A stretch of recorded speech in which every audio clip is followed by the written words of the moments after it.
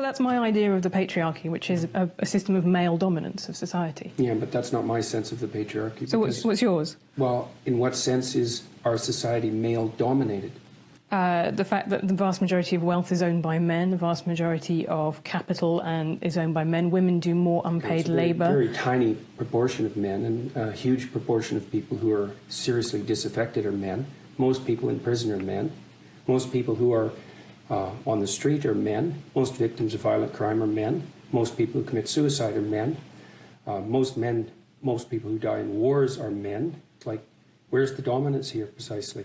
What you're doing is you're taking a tiny substrata of hyper-successful men and using that to represent the entire structure of Western society. There's nothing about that that's vaguely appropriate. But I could say equally well that most rape victims are women. You know, terrible things happen to people of both sexes. And you could say that with perfect utility, but that doesn't provide any evidence for the existence of a male-dominated patriarchy. Well, it just means that terrible things happen to both genders, which they certainly do. But there are almost no women who rape men, for example. So that is an asymmetry there in sexual violence.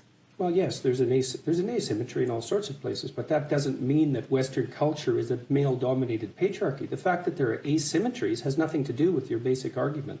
No, but you might equally... This is a trope that people just accept. Western society is a male-dominated patriarchy. It's like, no, it's not. That's not true. And even if it has a patriarchal structure to some degree, the fundamental basis of that structure is not power, it's competence. That's why our society works. This whole patriarchy thing, I think you have no idea how pernicious and dangerous it is. Well, no, I don't. I really don't. Go on. Throughout history have fundamentally cooperated to push back against the absolute catastrophe of existence, a terrible death rate, the probability of chronic starvation, early death, disease, the difficulty of raising children, and to look backwards in time and say, well, basically what happened was men took the upper hand and persecuted women in this tyrannical patriarchy. It's absolutely dreadful misreading of history. It's a terrible thing to teach young women, and it's a horrible thing to inflict upon men.